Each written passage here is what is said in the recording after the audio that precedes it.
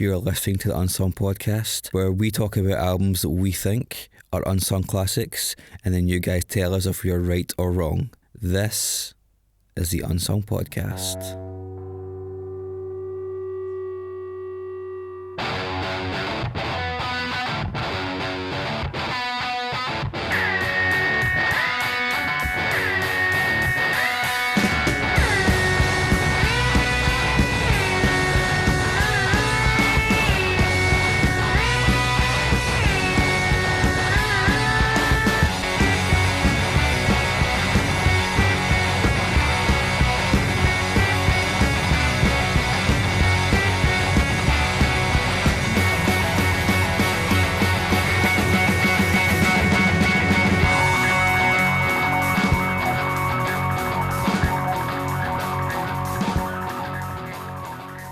How bizarre. How bizarre.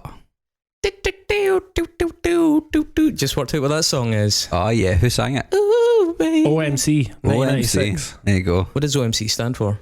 Oh my God. Oh God. Welcome to the Unsung Podcast. I'm here with two guys who really don't give a fuck anymore. With an average listening age, language level of 12 years and under. I'm down with that. How are you guys this week? Great. David, do you want to go first? Yes, and you didn't introduce yourself, did you Doesn't say? matter. We're not doing that anymore, are we? Oh, but what about new listeners? Fuck them. No, don't. No. No, I take that back. I take it. Come back. So to my left is Mr. Mark Fraser, our host. One of the hosts. Throwing our weight behind Bernie Sanders with our democratic socialist approach to this podcast Yep, now. and it seems to be backfiring dramatically. So maybe we should get more Trump listeners. Much like his campaign. You don't have any holes in your socks today, Chris? I know, I kept these ones special. They're a for little you. bit thin at the toe, but that's fine. So am I. A light dernier. I have thin toes. You have thin socks for thin toes. Thin toes. They're good for reaching into places that my fingers can't. Because I'm standing up. Uh-huh. And Yep. stuff's down in the ground and I need to get it out a hole. Yeah, when you drop a pickle between the fridge and the cooker. But you're texting. Exactly. Incredibly specific. on my left, I'm I joined really by like pickles. on my left, I'm joined by Chris Cusack, who has very thin toes. Apparently, You don't want a rusty pickle. Not a rusty. a rusty A pickle. dusty pickle. You don't want a dusty pickle. Rusty pickle A rusty is a pickle wedding is- DJ if I've ever heard of one. Yeah, sounds like maybe a deep south car salesman. Rusty pickle. I'll find out when I go there in a couple of weeks. Yes, you're going to be on holiday soon, so we need to rack up the episodes before you go. Yeah, Mhm. either that or me and David are going to have to pull it out the fire once more because Mark was, inverted commas, sick. That was really sick, guys. Now you're going to the home of jazz music and the home of blues music, is And that Martin Luther King. And the home of, so you know. You Yeah. going to Mississippi? Go deep. So yeah, I've got Mississippi. Yeah, You know they still have a Confederate cross on their flag. do they? Mm-hmm. Didn't know that. Yeah, you should see the state flags, man. Some of them are pretty interesting. The one for, is it Virginia? It looks like two bears shagging a badge. Mm-hmm. This is why you dress like a geography teacher, isn't it? Hawaii has the Union Jack in it. Oh, that would Mhm. make sense, yeah. Yeah, because it was Because reasons. of the Pacific. Before it was America, it was just an island that Britain had shagged. David, how the fuck do you manage to wear shorts and t-shirt in this country in this weather? Well, I mean, it's not cold. What temperature I've taken is a jacket off. Hang on. I had a sports jacket on and What? then shorts. 13 degrees outside. 13 degrees for listeners around the world. I'm not walking around in my t-shirt, but See, right now, it's fine to have your knees out. our listeners in Sri Lanka just fainted hearing that you're walking about in shorts and t-shirt and 13 degrees. I've got a jacket, all right? All Knees. right, fuck's sake. You know, I'm not, And they need to boast. I'm no some mad lad, but I do have my knees out in anything above 10 degrees. My shins don't give off much heat. It all comes out your head. How was your week? It's been lovely. I went to Inverness at the weekend. I didn't go out to the pub, so I didn't hear Lewis Capaldi or that hotel thing. yeah. But I was in Inverness and Noel Gallagher was playing in the Bucked Park. So the amount of absolute twats in Inverness was increased dramatically. It was incredible to see the amount of Stone Island and Fred Perry on the go. What? I'm not wearing my Fred Perry shirt today. I'm not a Proud Boy today. Lucky. Gavin McInnes is out of the Proud Boys now. Oh, What a shame. He released a public statement about it. I've made a huge mistake. Kind of feeling sorry for himself though, and basically sorry not sorry. It was actually to do with them going to court in New York because they're getting targeted as a hate group now. Seems accurate. And he was like, "Oh, if I step away, maybe you guys can keep on criticising Jews, but not go to jail for it." I had an interesting week. I went to see a band yesterday whose name I keep forgetting. What are they called? Sun Waves. Sun Waves. I think so. SZUN.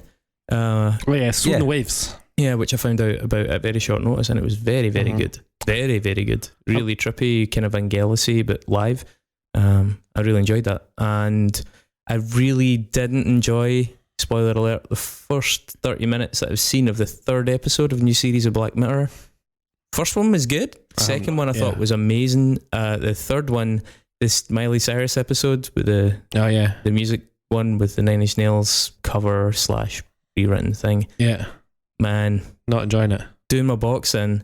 It's like the one thing you want about Black Mirror is that it's insightful and kind of peeks behind the curtain and exposes sort of disingenuity, as it really does in the second episode. No, I'll not say because you've not seen it. I've not seen it, no. Yeah, the second one I thought was fantastic, but without is that the one with the hot priest in it from Fleabag, Andrew Scott? Yep. Yeah, and he is off the hook amazing in that episode. He's a fucking great actor. Wow. Hot Priest is definitely a new band from Glasgow, isn't it? Should be. He owns that one. He's really, really good. But the third one has this weird thing where it kind of continues that frustrating mythologizing around pop stars, where no spoilers past the 10-minute mark here, but like where Miley Cyrus is playing this character who's a pop star who feels trapped in the cycle of being a pop star and really just wants to write kind of piano ballads, and really but she's got to keep churning out these pop hits, and her management and stuff are getting annoyed. Has she not produced a new single yet? I can't believe it. No, she just keeps writing these piano songs. None of these fucking people write these fucking singles anyway. We've established that.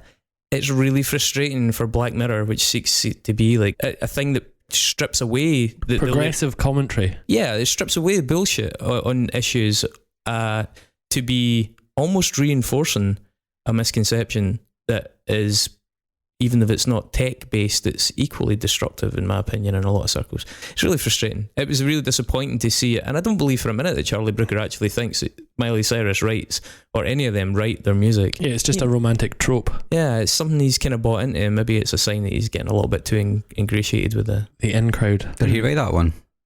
I don't think he wrote every episode this season, did he? I think he only wrote the first one. Interesting. Well, there you are. Because a lot of the past two seasons were written. I think only a couple of episodes were written by him. Man, the past season felt like it was written for the American market. It was so soft. Like everything was rounded off and gentle. All that kind of nasty, oh my God, I've got a horrible empty feeling was gone. Like that used to make Black Mirror, I think. Yeah. Anyway, so that's my thoughts on that. We are going to do something that's absolutely nothing to do with pop music whatsoever today. We are going to cover the album Carboniferous by the Italian band Zoo.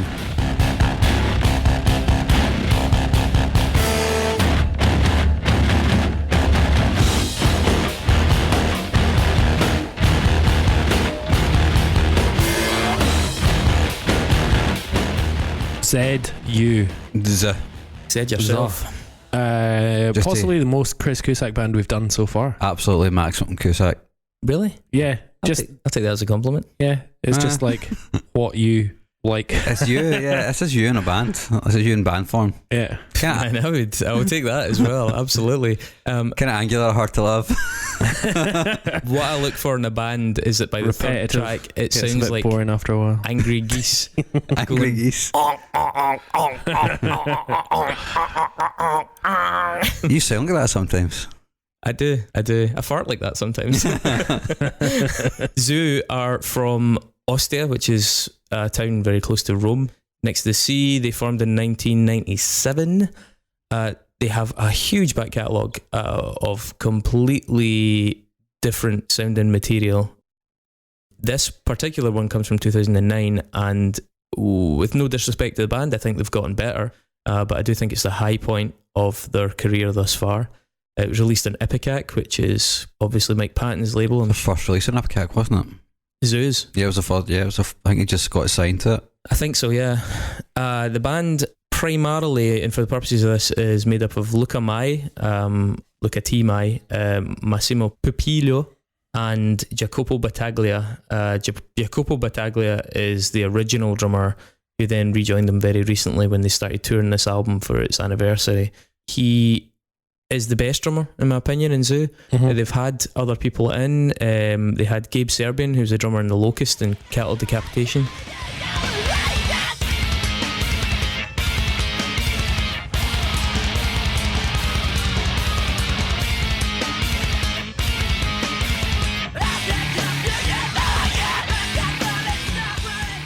Gabe's a fantastic drummer, really, really good, and I've seen them with Gabe, and they recorded an album called Cortar Todo with Gabe, and it's great, but it's much more metallic.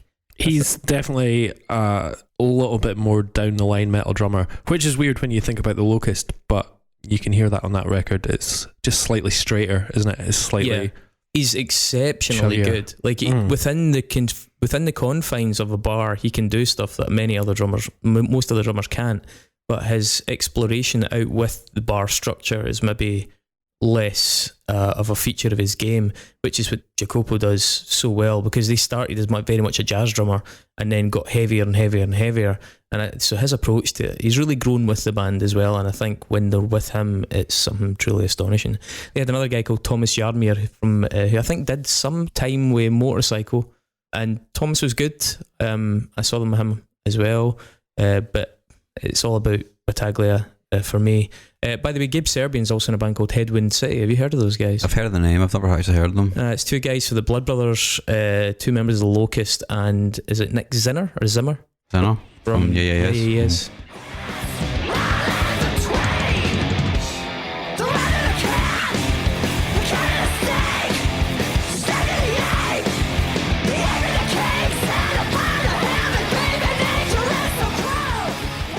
Yeah, it sounds like a pretty cool band. I think the Blood Brothers, that's Cody Volato, isn't it? And his brother.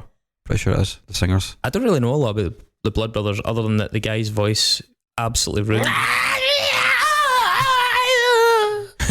couldn't. Basically, yeah. Like I just couldn't. I remember buying it and then taking it back. I was like, back when you did that. Did you take records back? Absolutely. I bought it, but I sort of never looked at it. Do you again. remember when FOP had a sticker in the thing going "Suck It and See," and it meant that the album that you wanted, you didn't buy that first. What you did was you bought the album you didn't want. Yeah, and then you go and change it. Burned it, took it back, and changed it for the one that you did actually want all along. Sorry, FOP, but fuck you. You got I don't think I ever returned an album actually. Oh well. Never. There's probably a few I would have, but I'm the sort of person that doesn't complain at a restaurant. I just eat what I'm given. Yeah, fuck it. If it's horrible, I'm not no standards. I'm just too embarrassed to deal with the confrontation. So I think I've mentioned this in the podcast before, but I once took back an extremely limited edition Jesus Lizard vinyl that it turned out was quite valuable as a collector's item, but I bought it and then could not get into it because I just wasn't ready for Jesus Lizard. Took it back. A year later, I thought they were the best thing I'd ever heard, and this thing was 10 times the price. Yeah. Do you still regret that to this day? Of course I do. End of. I would be living like a king right now. I'd have sold that on eBay for £48. Yes. Free postage. So one thing this album brings up is jazz rock, which is not something we've really covered in any way. I mean, jazz rock, but I mean, there's a lot more to this album than just jazz and rock, and to this band. Jazz rock, noise jazz, avant-garde jazz, metal, noise rock, ambient, experimental, art rock. I mean, there's so many different... Yeah, this band cover a lot of genre. I think jazz rock kind of, when you just look it up, brings up everything from like Steely Dan through into Frank Zappa, but then it also kind of more kind of alternative and contemporary stuff like US Maple, John Zorn, bands like Sweep the Leg Johnny, who I think come up when you discuss Zoo quite a lot.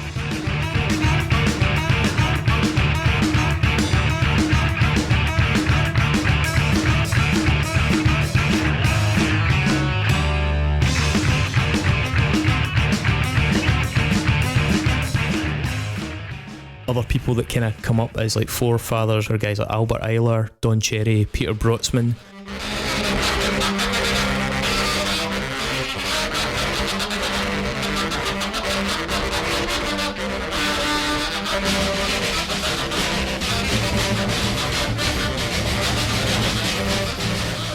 I needed a little bit of guidance in this. I spoke to Graham Costello of Strata to ask him for a wee bit of advice. He was saying there's a lot of references to guys like, and there's references within Zoo's reviews as well to people like Duke Ellington.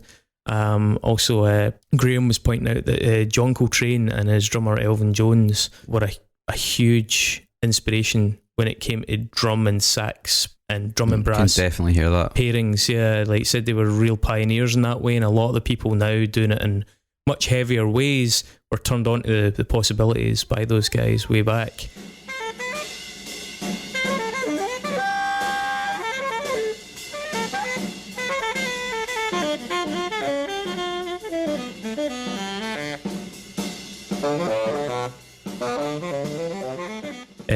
My old guitar teacher, who's probably listening now, this podcast, he was the one that got me turned on to John Coltrane with Love Supreme, and I hated it.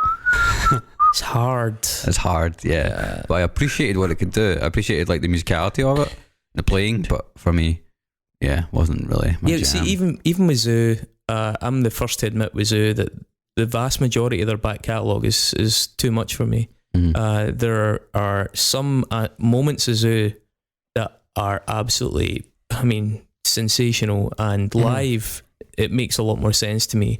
But listening to some of their earlier albums, especially albums like Igneo, as good as they are, I get exhausted very easily. And I've never been somebody that's really into style, dressing like a geography teacher, you know? But it's style over content thing. I like it when they rein it in and when they have more structured things like they do in this and some of the later stuff. The freeform stuff is very impressive, but much in the same way as some math rock leaves me really, really cold. The cerebral quality of it overrides the kind of heart quality of it. I don't know, doesn't really work for me. So yeah, getting into jazz was very difficult. I kind of got into it through the back door of like heavier stuff that then worked backwards, such as another name that came up when I was looking into this early on was, I'm not entirely sure about the pronunciation, but Borbetto Magus. They're kind of like late 70s, early 80s band. In 1979, they brought out an album called Barbed Wire Maggots. No, in fact, maybe 1983 they brought that out.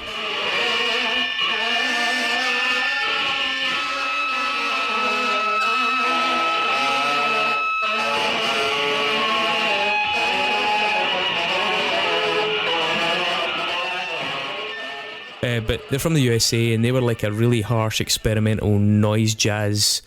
They were pioneers, really. Kind of akin to Zoo's more avant-garde records. There's a huge scene for this sort of stuff in Japan. I think Zoo themselves have collaborated with a lot of Japanese musicians. Yeah, I was about to say, like, a lot of stuff happened from the late 70s onwards and all the way through to today in Japan that's been really progressive.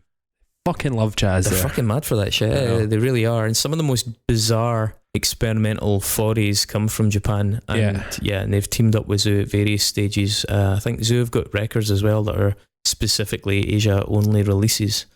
But there's contemporaries over here. There's a band called The Thing from Sweden that are probably about the closest that you'll get to Zoo at the kind of Carboniferous Goodnight Civilization kind of eras.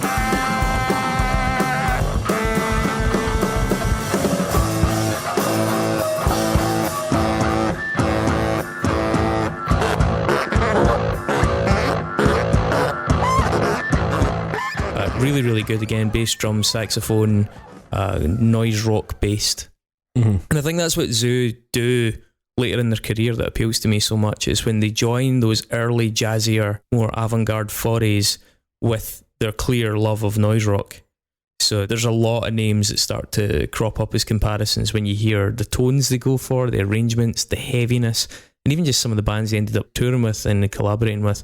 There's a really legendary Italian noise rock band called Uzeda that you should check out if you've not, and I know that the guys in the band are quite influenced by them. I think most people in Italy that are playing kind of noise rock and avant-garde rock are into Uzeda, I think.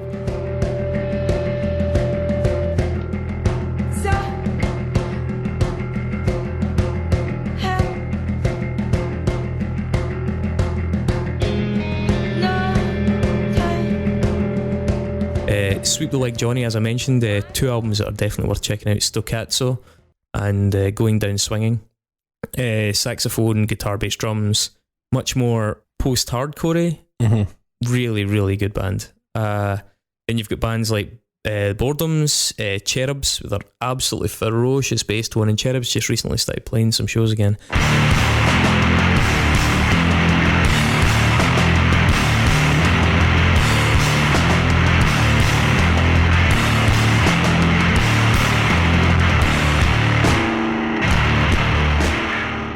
Melt Banana, Japanese band who really, really far out there. Coming back in October. Yep, that's right. Still doing the rounds. The biggest pedal board you'll ever see. Yeah, like, ridiculous. Yeah, I have to like get a taxi from one end to the other. Swans at points have some of that kind of obstinate, ugly darkness that Zoo touch on in this record. Melvins, obviously, King Buzzo features in this, and Melvins are a big influence on Zoo, as well as being kind of peers of them now. I think really. They're quite close. Yeah, they toured as well. They were part of, I think Zoo supported them on that Fantomas Melvins collab, like the Melvins big band thing. I think they joined. Did they actually join the band? I think they were part of it. Yeah. You've also got people, in case you're not aware of them, people like Glenn Branca, who actually died May of last year, I think.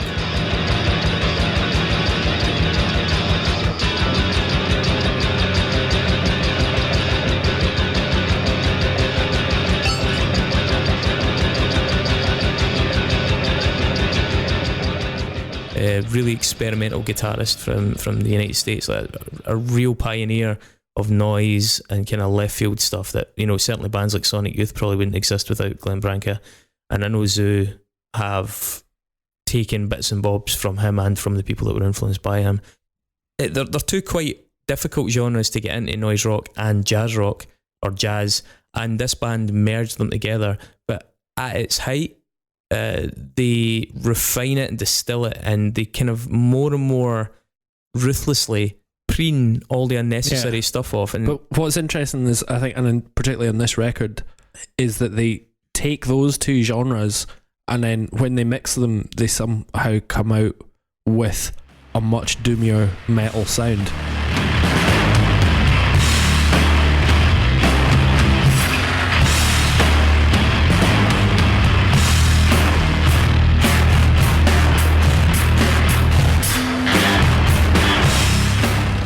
And you know, they've obviously always had a sort of metal doomy influence, but there's like bits, you know, throughout their catalogue, particularly here, where, you know, it could be like sort of chaos-y sort of stuff, or sleep and things like that. You know, they are aware of the chug. It is fascinating how they've gone from being very, very technically gifted, but have just got heavier and heavier and heavier as they've a lot of bands do the opposite. Yeah, exactly. It's when I first got into Zoo, it was from Carboniferous, so it was the first one I heard. And then I assumed that working backwards I would find something less and less and less refined, more noise rocky, more caustic, cheaper recordings and stuff. But you know, they worked with Albini before that and things like that. It was like it wasn't like that at all. It was just quite different.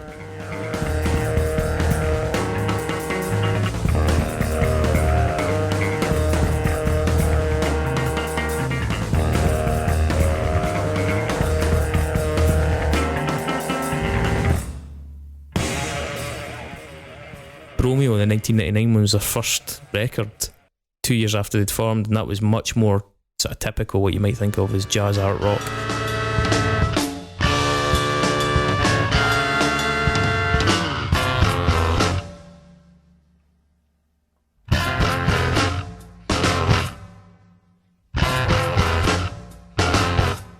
Really clever and impressive, and it had a guy called Roy Patchy playing trumpet at that time.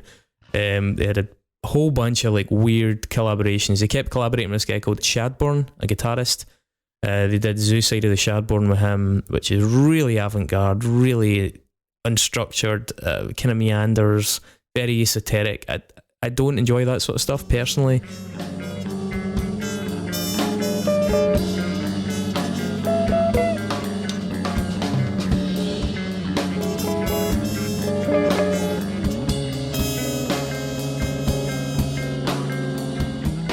They did one called Motor Hellington with him as well, and Patchy on trumpet again, which is really just kind of weird covers. There's like covers of Iron Man, Sex Machine.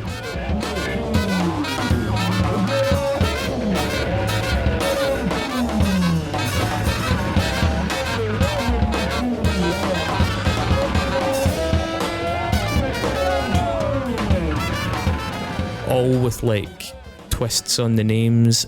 Again, it's really whimsical. It's fine if you're a completist, but I don't think at this stage of their career, maybe I'm wrong, I wasn't seeing them live, but it's hard to imagine being able to predict what they were going to go on and achieve just from the evidence of those early records. They're fine, they're good records, they're fine, but they're really out there, and it seems like this is a band that's going to get weirder and weirder and less listenable. Then in 2002 they did Igneo, and Igneo is one that a real fan favourite. It was produced by Steve Albini, like I said. It's only their second, inverted commas, normal album, and was like this really big landmark jazz rock moment with crossover appeal. It's also got the song Solar Anus on it.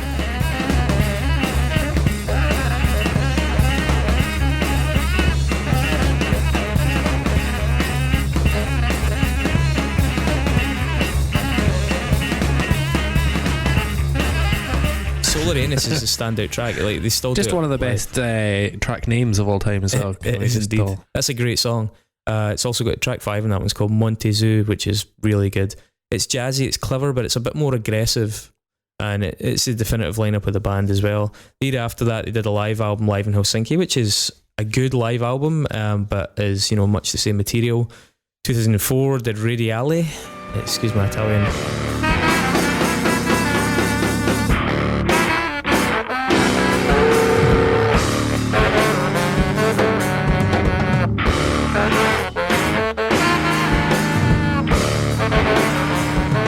Which was like a collaboration with someone called Spaceways Inc., which I think is actually just one person, a guy called Ken Vandermark. It was produced by Bob Weston. Was it? Yeah. Oh, that would make sense. Good record, but very jazzy. Yeah, super jazzy, like again, very esoteric. The first half of it, I think Zoo are sort of taking the lead, and then the second half of it, Vandermark's taking the lead. I think I got the impression that's how it's structured. I might be wrong, but that was just what I took from it. It's a bit less chaotic than some of the previous experimental stuff. I think the Village Voice in the States had marked it a grade A and put it in their top 10 jazz records 2004. 2005, a record that came up a lot amongst friends when they found out I was doing the Zoo record was The Way of the Animal Powers.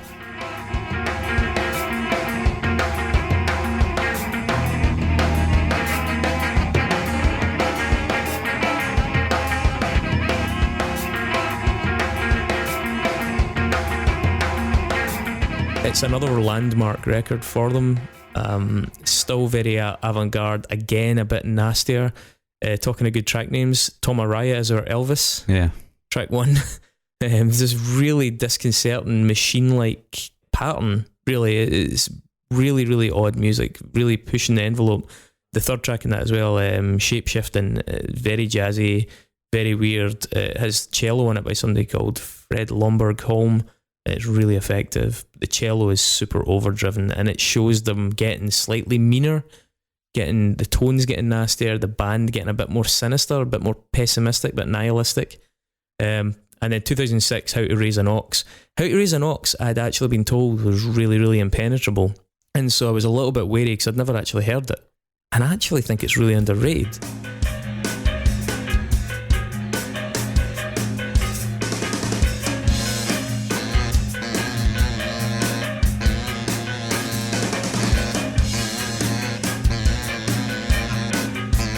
There's a big rock shift in it. It wasn't nearly as avant-garde as I thought it was going to be.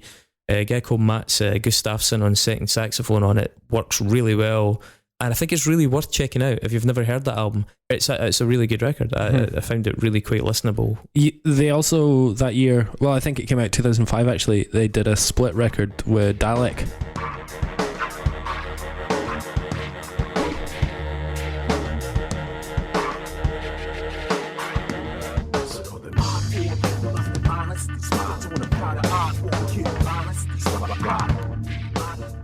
Dalek, yeah, that's right. Who are kind of like one of the original experimental hip hop acts.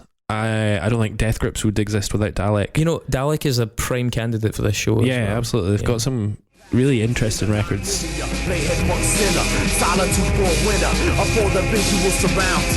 Kept my barrels gone ground. Liquid language kept frozen 40 ounces.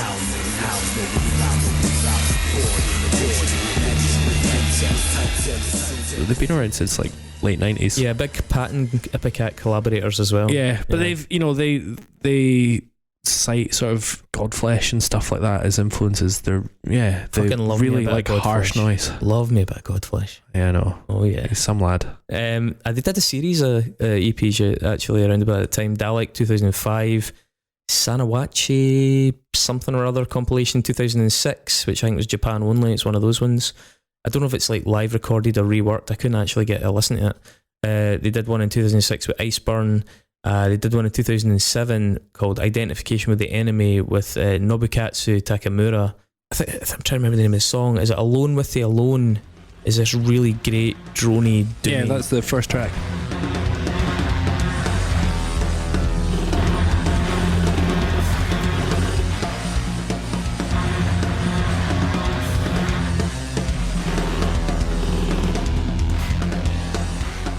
Yeah, that's a really fucking brilliant tune on that record. And I think there's one in 2008 with Demo Suzuki and Zabier. But I don't know too much about their collaborative EPs. They are quite hard to find sometimes, and I know it's the age of the internet, but it takes a lot of concentration to track down 14 albums plus all the EPs. They did Carboniferous in 2009, and then Carboniferous was followed by this hiatus where Massimo, I'd actually been in correspondence with you at this time because we were involved in a different project, putting together a compilation for charity, and we really wanted Zoo to be involved in it, and they were.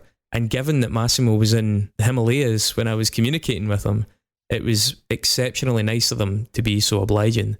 And they were quite quick to respond and stuff as well. But he kind of went off the grid for 4 or 5 years to do a bit of like soul searching. Did a lot of meditation, did a lot of philosophical studying, and came back, I think, quite a kind of cleansed character. Came back with a lot of kind of interesting new artistic angles for their stuff. The first thing they did after that hiatus was Goodnight Civilization EP in 2014, which is really fucking good.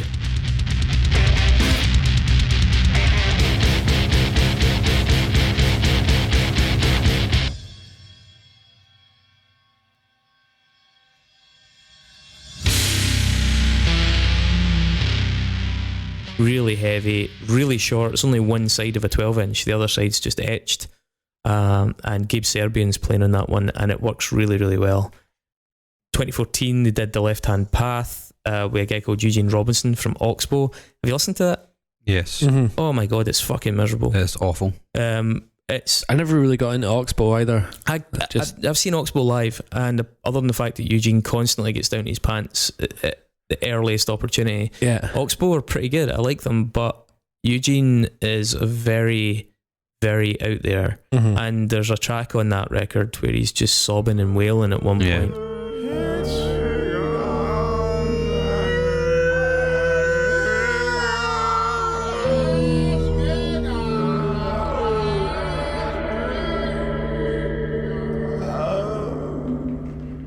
It was one of those moments you're walking down the road and you're trying to stay in the mental space that lets you enjoy an album like that. Yeah. And then you just are like, I'm fucking listening to a guy sobbing and howling as I'm walking down a sunny street in the afternoon. It's like, I don't need this shit. And there is music in there to be picked apart, but I found the whole thing really such hard work that I couldn't justify the enjoyment to effort ratio.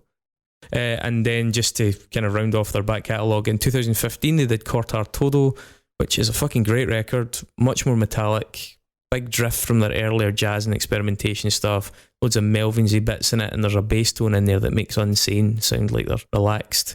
The Cortar Todo track itself's great.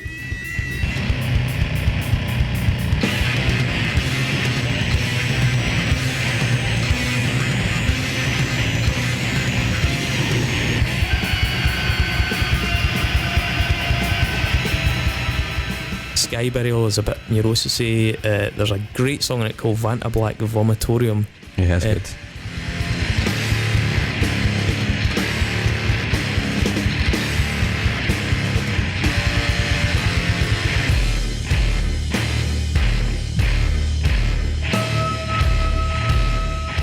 Yeah, which is one of the most evil tunes. And the 10th track in it, Panto Crater, is this like giant yawning doomy drone thing like Sun. Dave's wearing a Sun shirt here, that just kind of disintegrates at the end into almost like bit crushed noise, and then the kind of eerie whirring sound.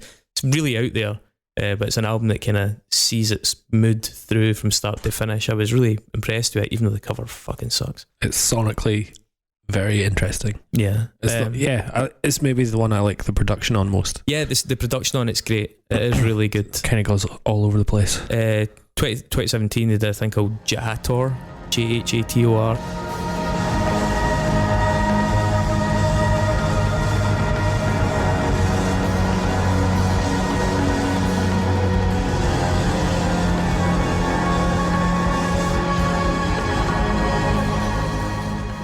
Really experimental. It's like 2 tracks clocking in about 20 minutes each, very ambient, droney, deconstructed. It's got guest vocals from Jessica Moss of Silvermount Zion on it.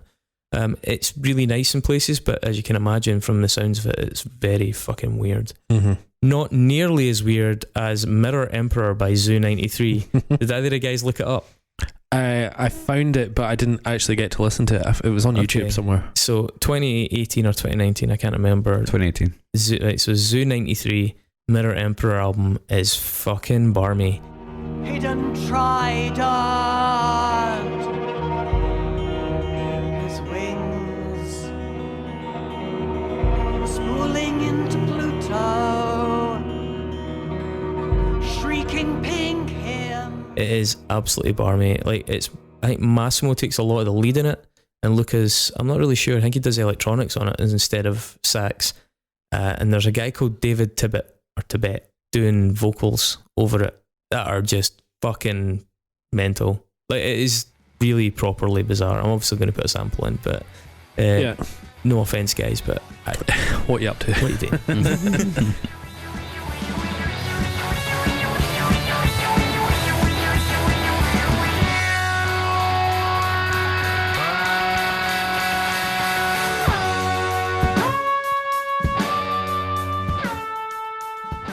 There's a real danger that we end up taking the cask off for granted. We get too used to one of us coming in and going, "Hi there, sorry to interrupt your podcast." So this is going to be a wee bit different.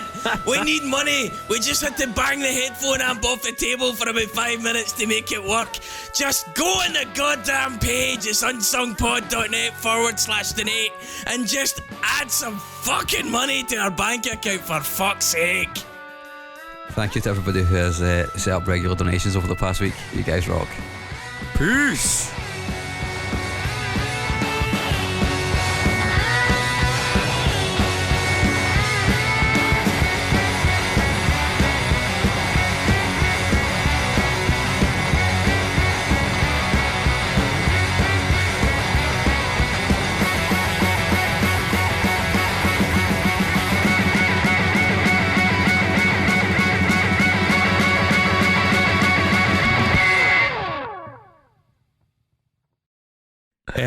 So I guess at this point, like, I'm curious, because Mark, you hadn't really listened to Zoo, had you? No, I had not. So there's a lot of stuff there, and I know we're focusing on Carboniferous, but of the rest of the back catalogue, what did you think? I didn't like most of it, to be honest. Carboniferous was like, oh, I can get into this, and then I listened to everything else. I was like, I can't get into this. How did you feel about Cortar Todo? Cortar Todo was good. I liked Igneo was good, but it's a wee bit too on the jazz side for me, and I think that's probably one of the reasons why I don't like math rock so much either, is because I find jazz quite, I don't know, annoying. Yeah, no, Mark, it can be. It can be. See what you feel. Yeah, I mean, it's very much like I don't know. It's like reading a Philip Roth book or something. It's like you know the guy can write, but he's just causing a mess. He's just making a fucking mess, But I listened to The Way of Animal Powers. Wasn't really into that. Listened to The Left Hand Path. That was garbage. Animal Powers is sort of a bit of a kindred spirit with Igneo. I think it's like similar vibe, which is it's a lot jazzier. These guys can clearly play. They're obviously really talented players and composers, but it just wasn't really my jam. And I wanted it to be my jam after being really, really surprised by Carboniferous, and it just didn't go the way I wanted it to go. I mean, it is stunning for me how much Carboniferous protrudes as like a perfect coming together of all the ingredients. Yeah, because it does have some very avant-garde stuff in it. Like for me, I think the band itself are like a sweet spot between avant-garde, jazz, noise rock, math rock, and doom, and like they just hit that perfectly. They've got that groove, sort of, they keep the groove going and don't really wander off into wank too much in terms of Carboniferous. They do that a and bit. like they're proper heavy doomy at points, sort of interesting like moogie prog stuff, the interesting sort of dynamics of math, but with a much sort of looser and more interesting vibe. Yeah, I think like Carboniferous is the sweet spot of this band, who are the sweet spot of all those genres coming together. Yeah. I think it's a standout for people that dabble in and around those areas, and I think it did draw people in as well. I know a lot of Neurosis fans got into Zoo, and a lot of Melvins fans got into Zoo, but that's maybe as far as they'll stray into that field. Yeah. And then likewise the other way, you'll have people coming from the jazz field that will find stuff like Melvins and that too stodgy and conventional. Yeah. And, you know, even Meshuggah just too cheesy metal, and Zoo for them are just this meeting point where all these folks from different walks of life can kind of agree. Yeah. No, this is actually still pretty. It's interesting. We'll maybe talk about the progression of the record, because like the record does progress. Like I think it gets heavier. There, it starts off. It's cleverly structured record. Yeah. I think, yeah. It tells a wee because story, but when it kicks off, it reminds me of the French math rock bands like Marvin, of our theme tune, and Electric, and it's clever and interesting like that. And then it slowly gets noisier and it gets heavier as well. And then you've got the tones coming in that are obviously like pure lightning bolt. It's like, it's funny you say that. Actually, I do think there's definitely some truth for folks that aren't familiar with it. The European underground scene has a lot of very, very interesting ideas that people are trying to sort of mould into more digestible forms. And I think like bands like the band Marvin that do our soundtrack, and the bands that David's mentioned already, there's a real movement there, and it's really fucking artistically rewarding, albeit can sometimes be still quite hard work. And Zoo came from that European scene and are very emblematic of its attempts to kind of smash ideas together and then get them to you in a way that's still enjoyable. And they sometimes try harder than others. And I think Carboniferous is an example of them at their most disciplined and their most focused in that way. But you're right, they do have parallel. They do have similarities with a lot of that European scene, and they probably feel and fit completely in with that despite their success. And they're also a band that are certainly on this record based around being a live band. Like this record is one that you want to be there. Man, this band are fucking good live, rocking out. They're like heavy live, proper groove. And like this record, a lot of jazz and a lot of stuff in their other records will tease and kind of annoy the audience, because you're like, I want the groove to kick in, but they're fucking adding too many notes in. Whereas this, they will let you dance. Sometimes that 4 to the floor happens, or it might be a fucking 8 to the 4, or whatever. But I mean, you picked out Exhilarating, and not just because of the name, but that live, the production on the record of Exhilarating doesn't really punch you in the face, but live that tune is superb. A really, really strong song. Yeah, it makes a lot more sense live because it's written by a live band. Yeah, exactly. And they're a slightly different proposition live. I know some people love Zoo live and don't spend a lot of time listening to them on record. I can appreciate that. I can understand that. Yeah. But for me, there are certainly a few records that are really rewarding, even in the kind of car headphones situation, and Carboniferous is definitely one of them. So I guess I talk about the record a wee bit. And this is an album, by the way, that fucking shifted a lot of effects pedals.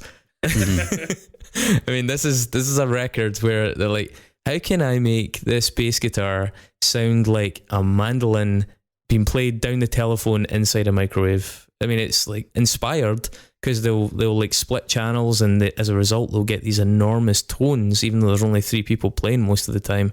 So I suspect that a fair proportion of Zoo's crowd spends its time at the front of the stage taking photos of the pedal boards. But it works. It really works. David mentioned the first track, Ostia, and I do think there's a really lightning bolt feel to Ostia.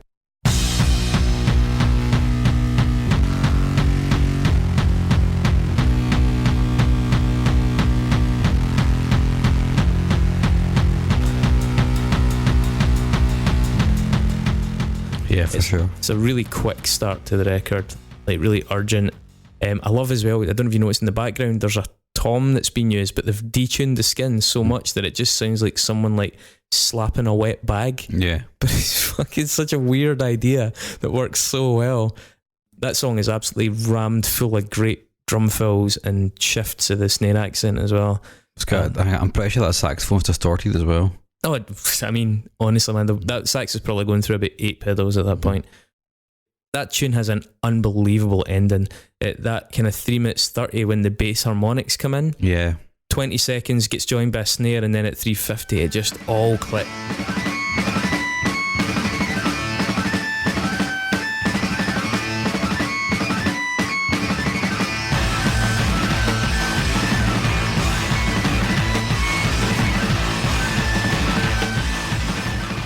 End of that song is anthemic, and again, seeing them live, it's such a favourite, that tune, that when that ending of that 3:50 kicks in, it's just pure hairs on the back of your neck time. I think as well, because that was the first track in this, everybody knew this album's a bit special right off the first tune. The folk that were already Zoo fans, the people that were just hearing it for the first, what the fuck is this? That ending is outstanding. And then it goes straight into Chthonian.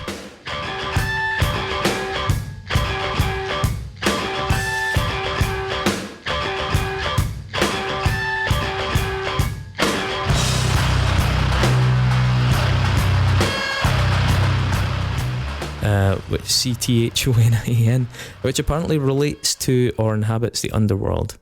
There you go. Yeah, Cthulhu. Cthulhu, Yeah, I didn't know that. There you go. It's fucking some Satanist you are, Chris. I know.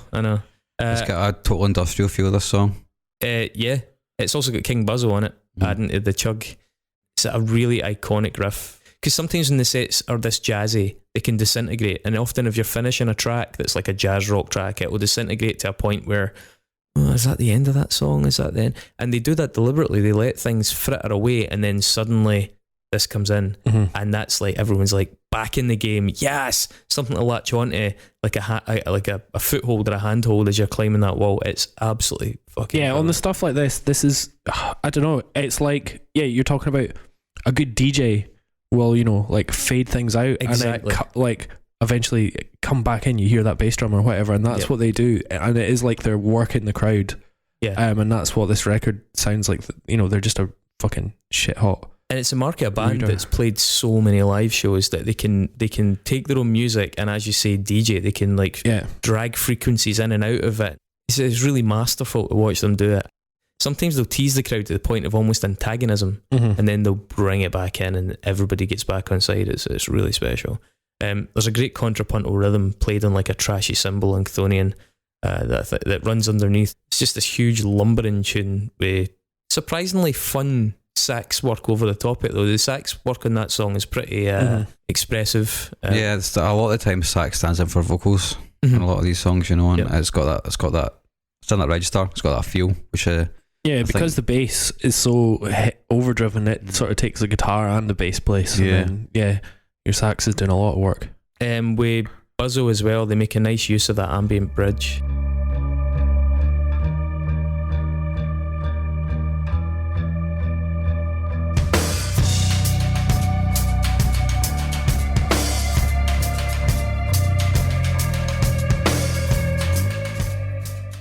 Yeah, it's almost like electronics. Yeah, it sounds like that. It's a really, really good bridge. It's a little breather.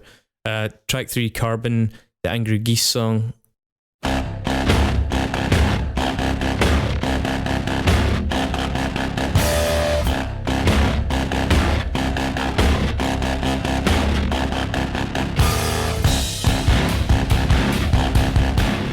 Fucking love that song. Such a cool thing where they do this thing as well where either the sax or the bass swap the lead of the song. So here you've got a song where now the sax is dictating the riff, whereas in the previous one the bass was the riff and the sax was playing over it. It gives them so many more options with their songwriting that they don't just have this formula that some of the other sort of bands in their field do, which is like, the bass structures a song and the sax always just fucks about over the top of it. Yeah, totally. They vary it. They can have the sax playing the bass almost, and the bass pitch shifted up, doing all kinds of mad stuff over it. Yeah, it sounds like a chorus of saxophones almost as well. I think there's definitely more than one track on that there. Yeah, it'll probably be effects pedals. It'll either be like some kind of doubler pedal or maybe loops or something like that. Yeah, but it's really, really cool. Yeah, there's a bassy beat down in that one as well, where and then the main kind of this tone fades up very quietly. So it's almost like a tremolo picking guitar, I think.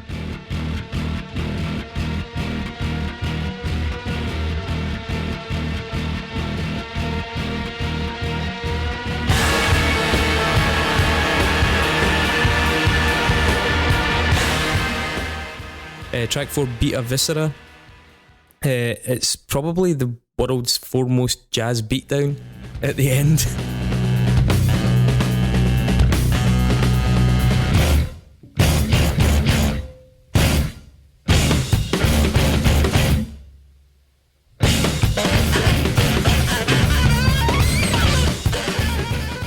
It's got a total Dillinger vibe. Like, see when Dillinger step away from being mental and they do more melodic bits and things like Ironworks, this is what it sounds like. And then True Nexus style as well, you know, the Dillinger to Mike Patton to Zoo connection. It's not a million miles away. These people are kind of moving in the same circles and playing in a lot of the same festivals as well. I love Beat a Viscera. It's got some amazing, I've written here, lovely bass tones in this song. There's some like really interesting tones throughout this tune which make it a totally, like the clean tone is really spanky and nice and properly jazzy. Spanky. Yeah, spanky. There you go,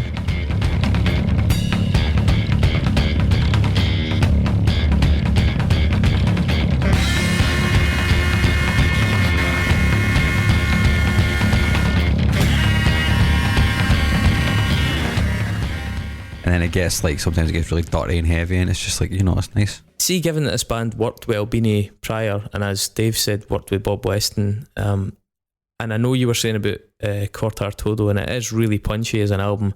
The production in this record, to me, is unsurpassed, man. I think it's so brittle and chunky and clear. I think it's a fucking fantastically well produced album. The only thing that let me down was the drum production. I don't think it was up to much, really? to be honest. No, especially the flat kick drum, flat sounding kick drum would just pissed me off so much, man. Yeah, I think there could be a little bit more life in the drums. I agree. There's something like, I do like the production in this record, but it doesn't sparkle for me somehow. There's something missing.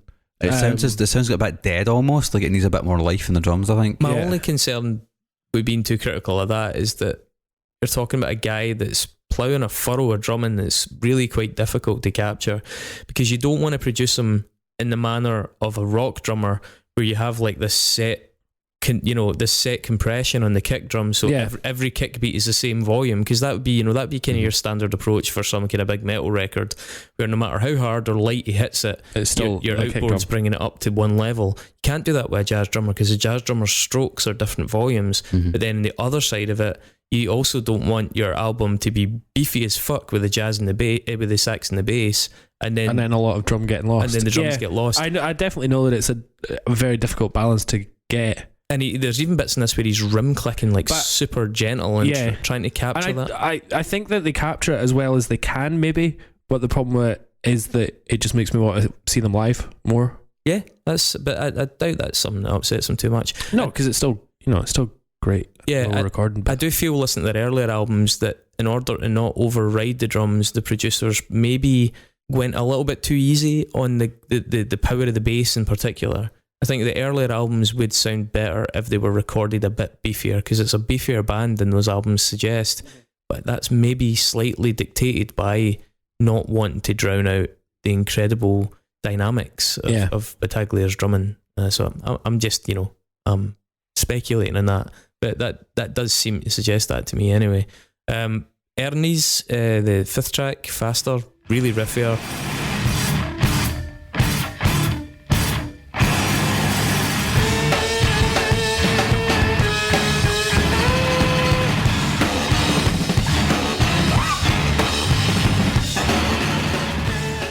Fucking great bass tones in this one as well. It's a proper punk rock song, this one. Yeah, it does. Yeah, I wrote punk as well. Yeah, it's really punky. It's really frantic. You definitely get the lightning bolt vibe here, I think, as well. Yeah, and I think it's good because it had a couple of lumbering tunes in the record. It's nice to inject a wee bit of speed back into it. It's simpler ideas. It's not as it's not as high concept as a couple of the ones before it. But Best of Vista and this, like they bleed into each other really, really well. Like I didn't even know the song had changed until like a minute into Enemies, and I was like, oh fuck. Yeah. It was really cool. The sixth track, Soul Olympics. Mark, we spoke about this when you first started listening back to this, because this is the one with Mike Patton doing vocals on it.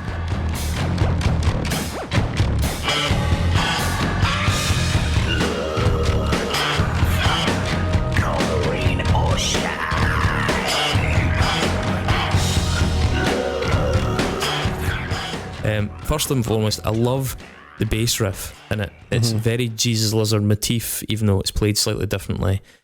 My thing with this song is I don't think this song needs Mike Patton. I agree, or I just think it's too Mike Patton. Yeah. I think like you listen to it and you're like, oh, that's Mr. Bungle or Fantomas.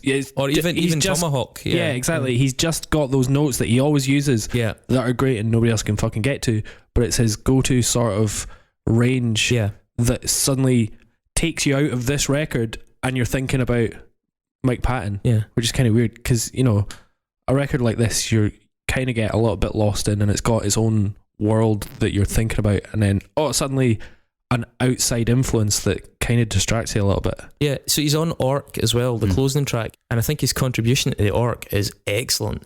It really, really works.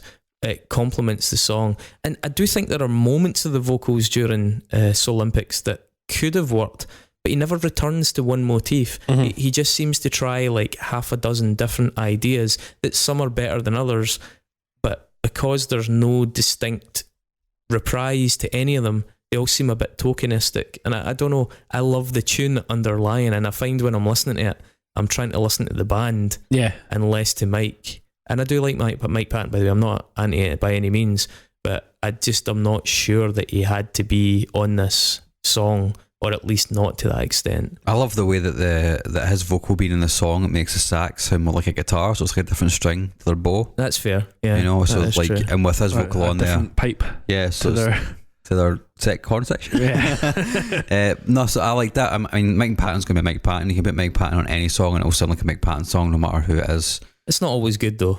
I know, but I think it works here. I think it does. Jury's out. Yeah, I think it just takes you out of the album a little bit. Yeah. The 7th track, Axion, is a great song, really fast start, but drops into this kind of like abyss of like doom jazz.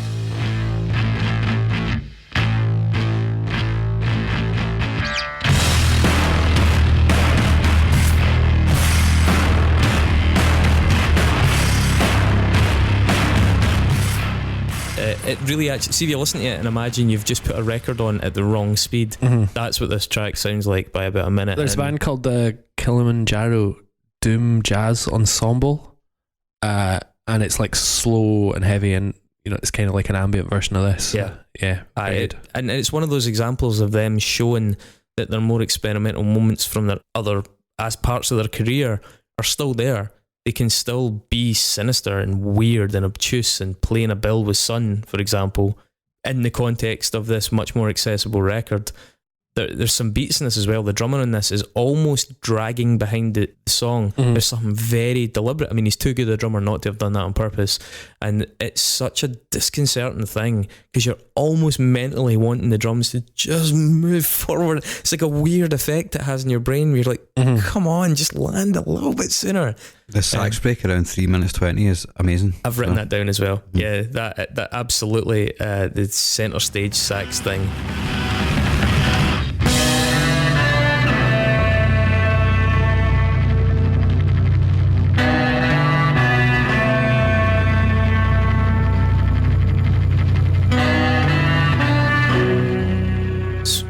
Brilliant. You've got a mental drum fill right after it to get in the next part. You're like, oh, it's just good. It's another wee kind of what would you call it? Wee refresher moment as well. Just empty things out a bit, let your brain recover because there's a lot going on. Mimosa Hostilis, just really big noise rock influence in this song. Some of the names like Suit the Leg, Johnny, Melvins and stuff. Those kind of influences come more to the fore.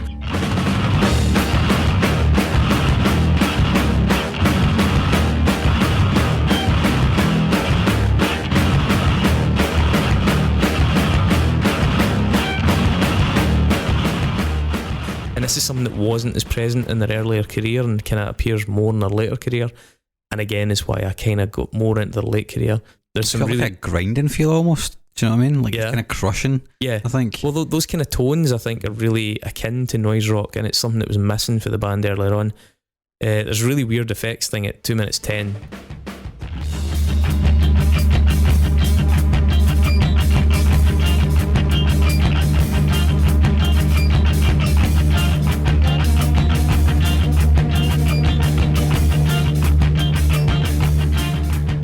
It's cool as shit. I think there's a bit where the sax almost sounds like a synth pad as well. I don't know what he's putting it through, but it makes like a really kind of deep electronic style sound. This is when the gearheads are down at the front leaning over, like try to see the name on the pedal.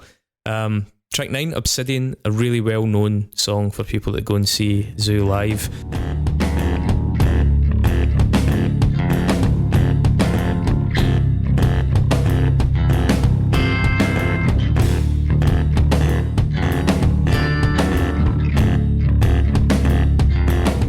This really slow, brooding, sinister thing. The saxophone in this one just throbs, like it actually throbs its way through the song. And then those choruses are just almost orchestral. Yeah, totally. I've written that down, like almost symphonic. Yeah.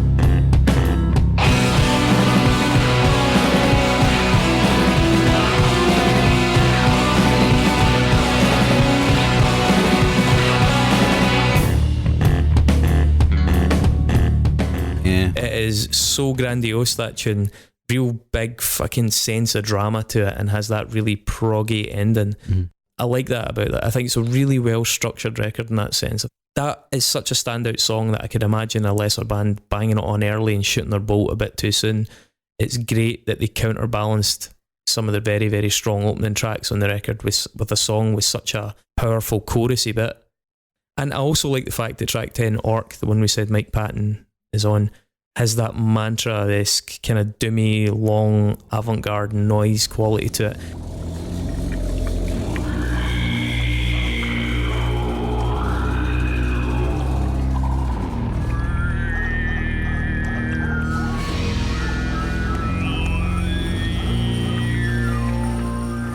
They didn't feel like they finished in a way that sounds like Zoo. Let's put it that way. They didn't betray their earlier fans. They didn't get too overly commercial. They didn't cut all their weird experimental instincts from this. They left them in there in a big way, but just in the right quantity. 10 tracks, good lengths, like digestible tracks with good moments of pacing. It's a brilliantly considered album. I wonder how many times they reordered it, in the pre-production. But I think they got it just right. Yeah, I think Orc is good, and having Mike Patton just doing that sort of really scant vocal. Yeah, it's almost like throat singing. Yeah, it's great. Points. Yeah. Really, really great. Yeah. And the effects on it are just really unsettling as well. It just kind of makes you cringe in a good way. Like, it's a song as well where you do get a sense that, maybe this is going to explode, but they just don't. They just don't. They don't need to. They've done enough of that, and they just kind of make you, and they just kind of ease you out again.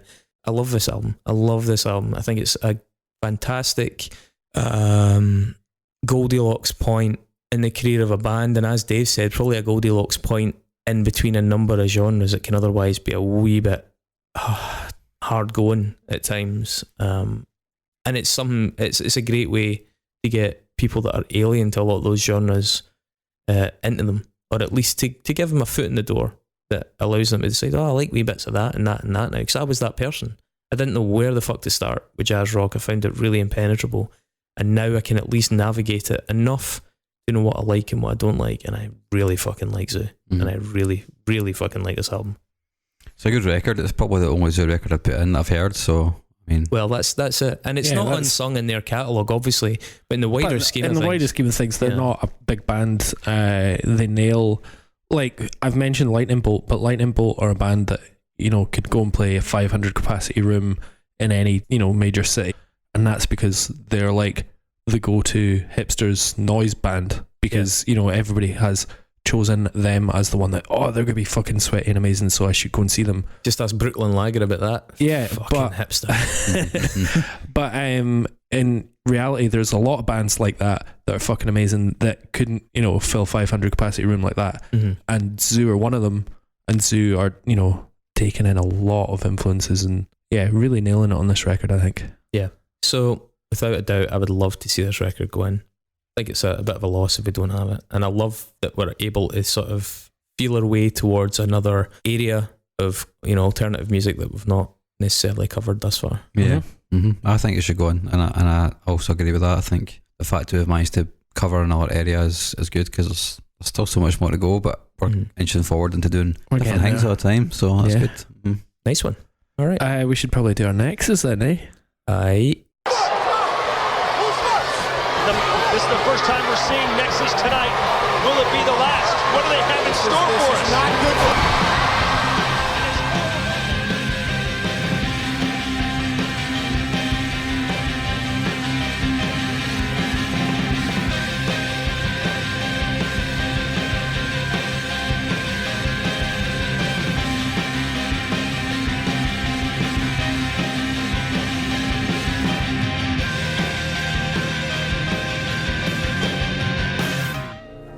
Why am I here? You're in the Nexus.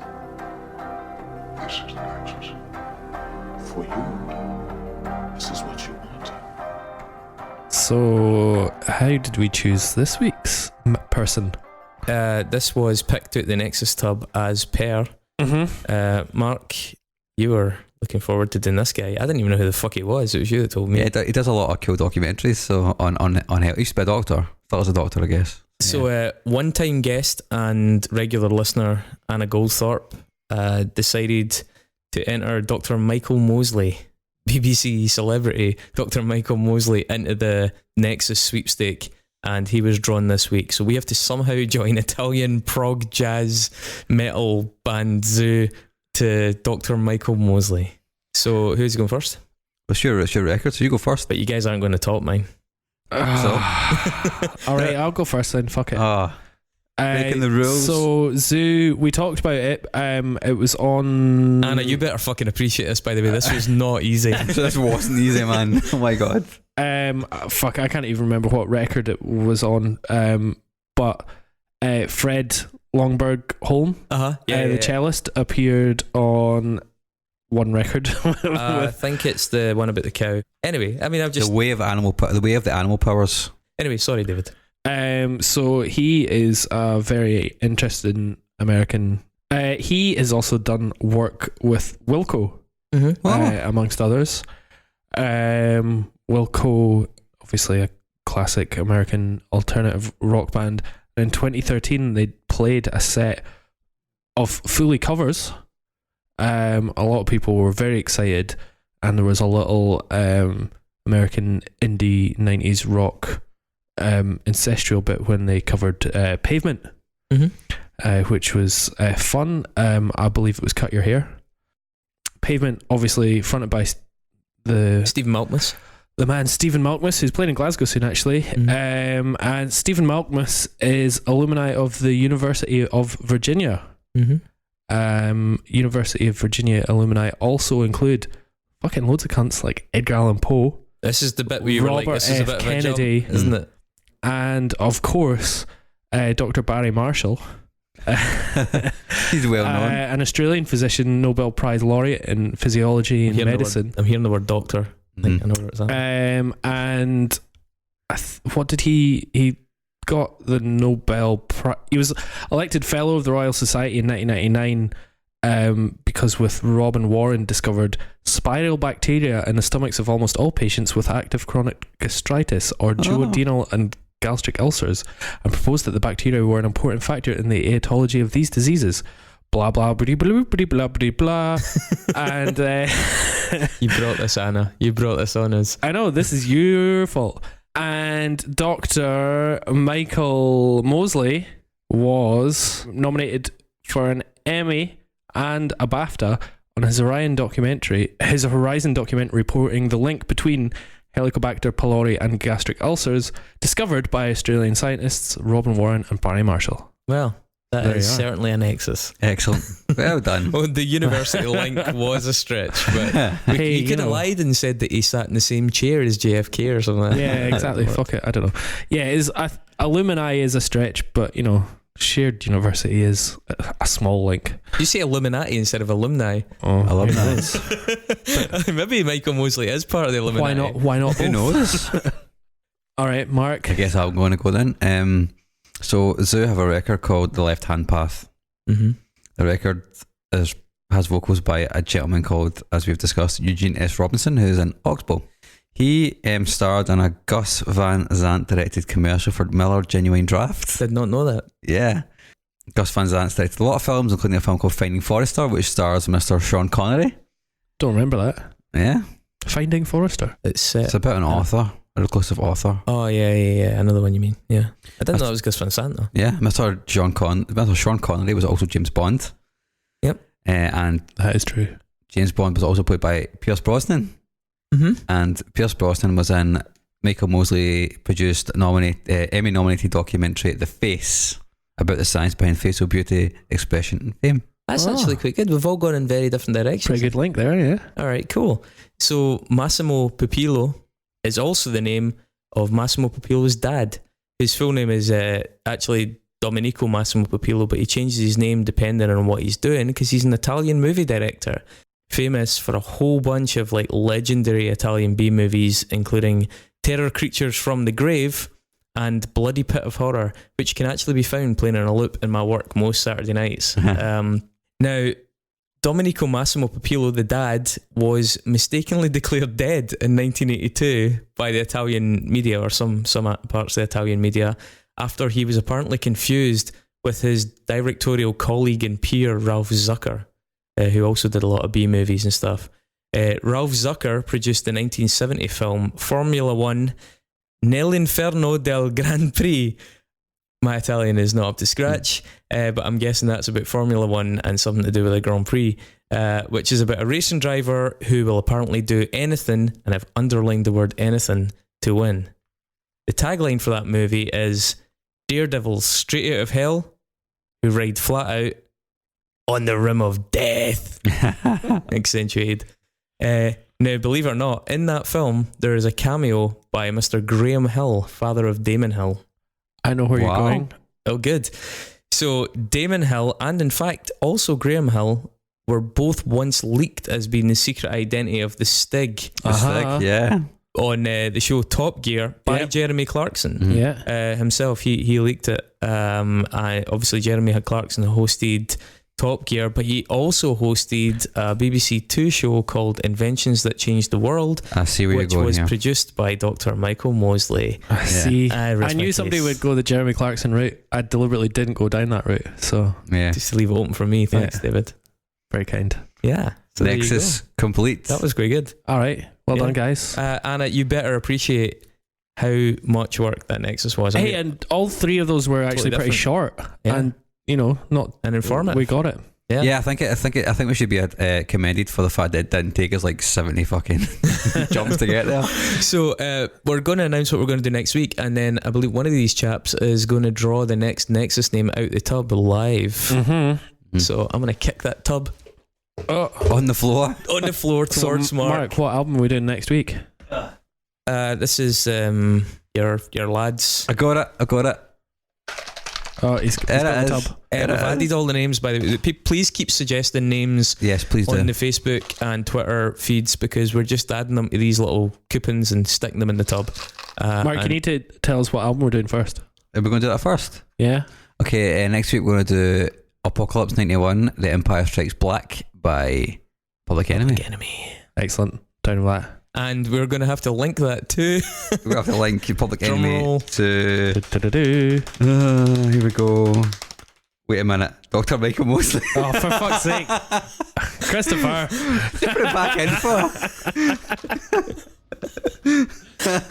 I'm pretty sure I put that in the bin. It's right there. It's truly right there.